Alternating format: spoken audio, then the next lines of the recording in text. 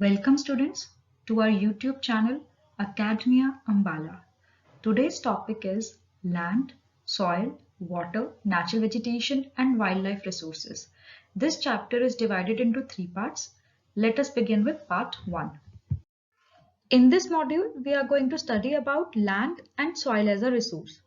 Land as a resource, the subtopics are why land is considered as a resource, what do you mean by land use, and how can we classify land on the basis of ownership? What do you mean by land degradation? And how can we conserve our land resources? Under soil as a resource, the subtopics are why soil is considered as a resource, factors of soil formation, causes for soil degradation, and conservation measures. Land. Land is considered as an important resource because it supports natural vegetation, wildlife, and human life. We humans, we perform our economic activities on it. For example, if you want to build a road, a railway line, or even an industry, you are going to build it on land.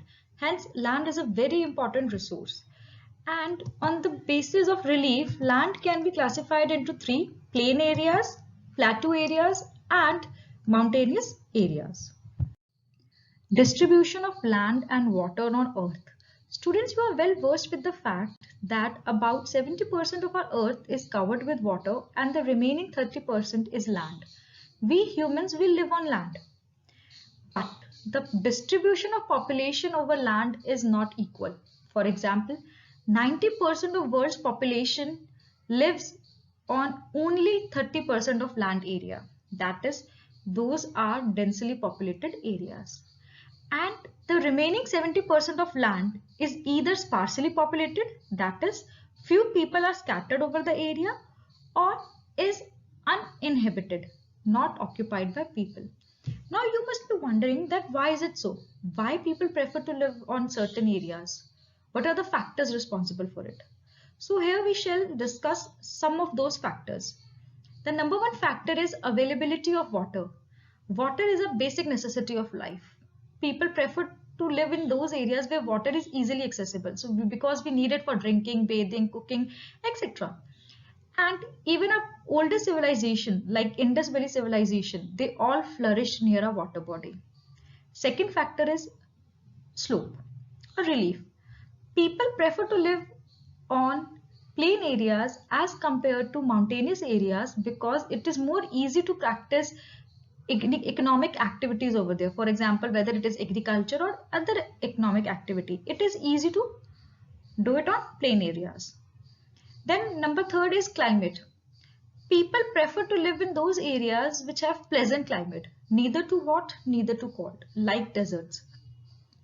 So these are the some factors, and on the basis of these factors, we can divide areas into two parts: sparsely populated or uninhabited areas and densely populated areas. Sparsely populated areas will be low-lying areas which are more susceptible to flood, rugged topography, uneven topography, steep slopes, deserts, and thick forest areas. Here you will find very few people living over it, or some of them may not be occupied. Densely populated areas will be river valleys and plain areas. Land put to use for various purposes like agriculture, forestry, mining, building houses, roads, and setting up of industries is known as land use. Factors determining land use can be grouped into two: physical factors and human factors. Physical factors include climate, minerals, availability of water, topography, and soil. Human factors include population and technology. On the basis of ownership, land can be classified into two: private land and common property resources. Private land is owned by an individual. For example, a house owned by an individual or an agricultural land. Common property resources or community land are those land which are owned by a community for their common use. For example, a park or public grounds. Continuous use of land over a long period of time without taking appropriate measures to conserve and manage it has resulted in land degradation. Causes of land degradation: deforestation, overgrazing, overmining and quarrying, mining sites are abandoned, over-irrigation leads to waterlogging and increase in salinity, industrial waste have become a major source of land pollution. Now, how can we conserve our land? To look for the solutions, you have to look into the problems.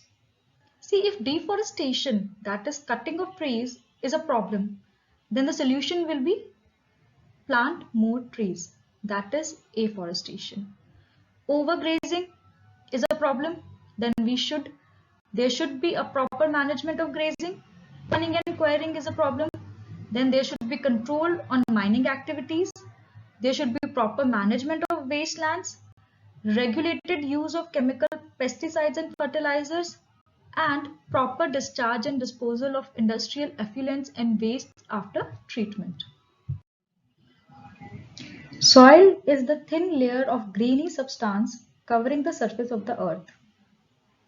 It is made up of organic matter, minerals, and weathered rocks found on the earth.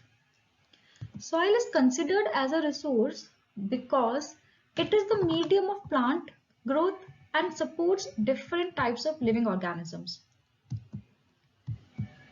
Now students, the vertical section of soil arrangements under the earth's surface is known as soil profile. The bottom layer is known as the parent rock. The layer above parent rock is weathered rock material. Above it is subsoil with sand, silt and clay, and the topsoil consists of humus and vegetation. It takes hundreds of years to make just 1 centimeter of soil. So the factors which affect the soil formation are: number 1, parent rock. Parent rock determines the color, the texture, the chemical properties, the mineral content, and the permeability of the soil. Number 2, climate.